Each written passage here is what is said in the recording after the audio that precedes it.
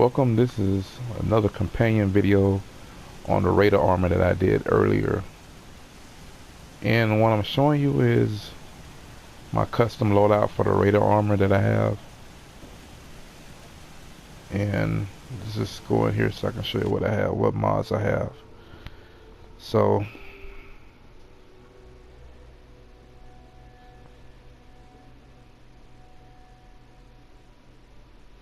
you can see the damage resistance here.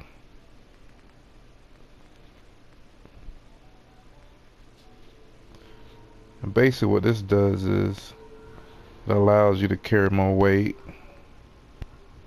jetpack, got a targeting helm, so that allows you to see enemies if they're alive, and I got the Tesla's fist.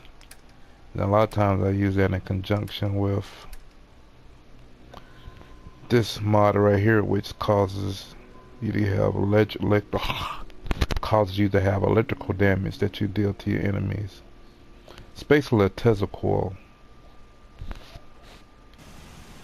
So why am I using this armor and not the X01? Well, if you're trying to build up your resources in your base, the X01 is going to eat resources, whereas this thing here, even though it's the lowest tech armor in the game, you only need steel to repair it. Even the T45 is fairly easy to repair.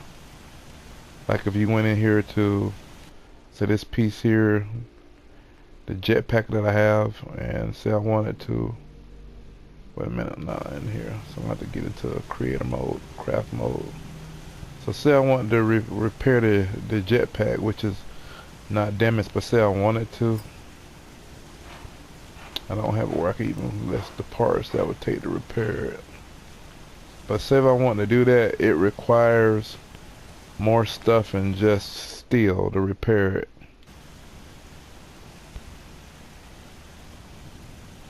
But that's the only piece that requires. Everything else on the T45 is just ordinary steel.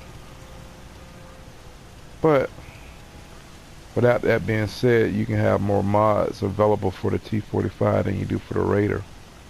But I like the way the Raider looks. Looks a lot better to me. So I'm at my base, and I'll show you what I'm talking about. I'll show you what I'm talking about for the X01. So here's the X01 that I'm waiting on parts so I can finish rebuilding her. Let's go into craft mode, see if this thing is, it needs to be repaired.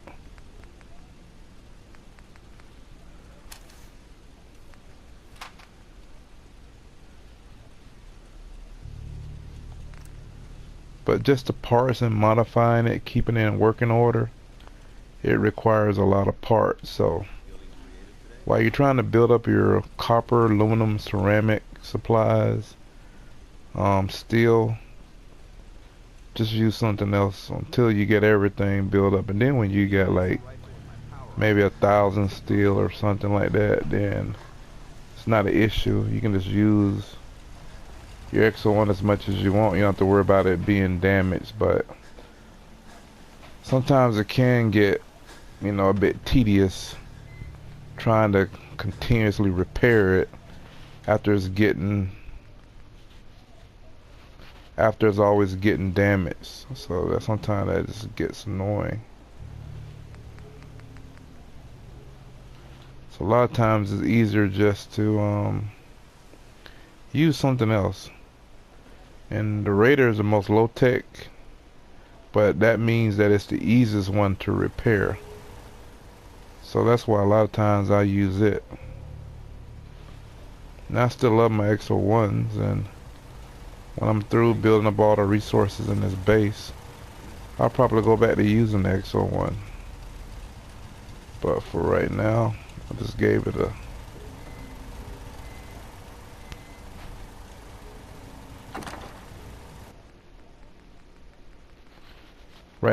a break. Boards. Could use some more.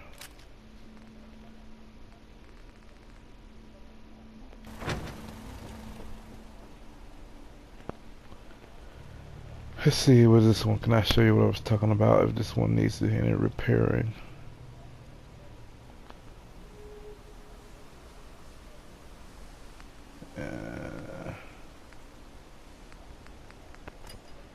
Nope, everything in here is repaired.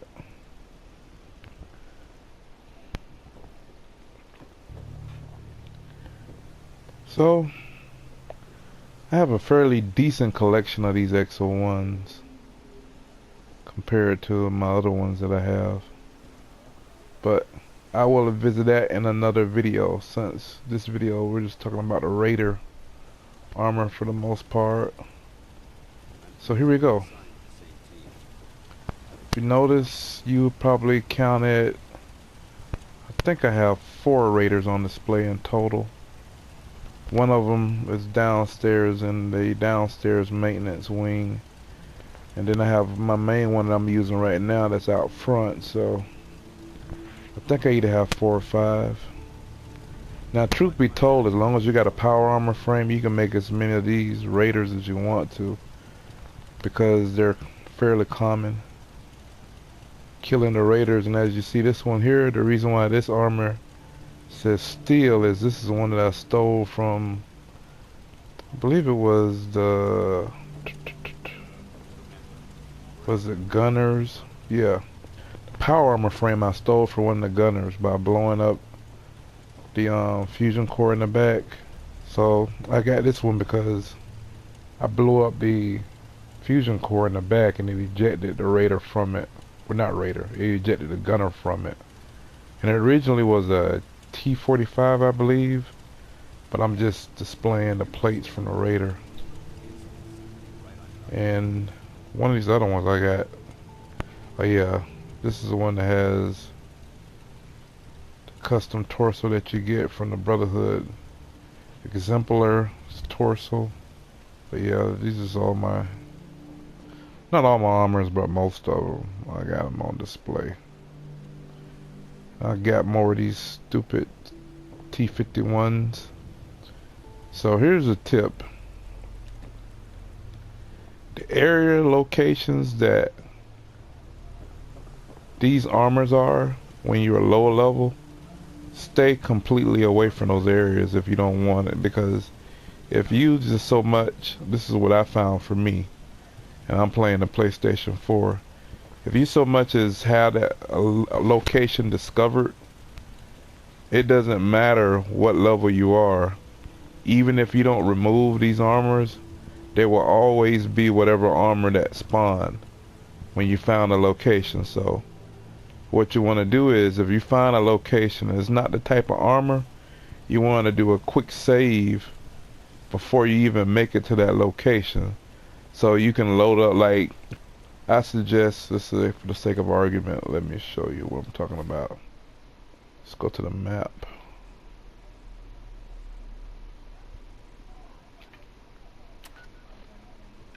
So for the sake of argument, we know in the area by Fort Strong, we know like roughly right in here, there is a checkpoint with power armor. Well, you don't want to even come anywhere near this place. Maybe if you came to the Pride Wind, that would be safe, but no, I wouldn't come anywhere near this place if you wanted this armor to be anything other than a T-45 or a T-51 or a T-60.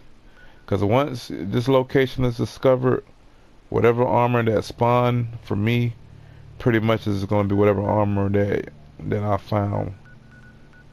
And that's the problem I have. So if you, a lot of these areas, just if you're trying to build up armors where you can go after and get XO1s, you don't want to save them. When you come to areas like that, you want to just avoid them altogether and wait till you're at a higher level. Now, truth being told, I have enough of XO1 power armors, so, but I always like to have more.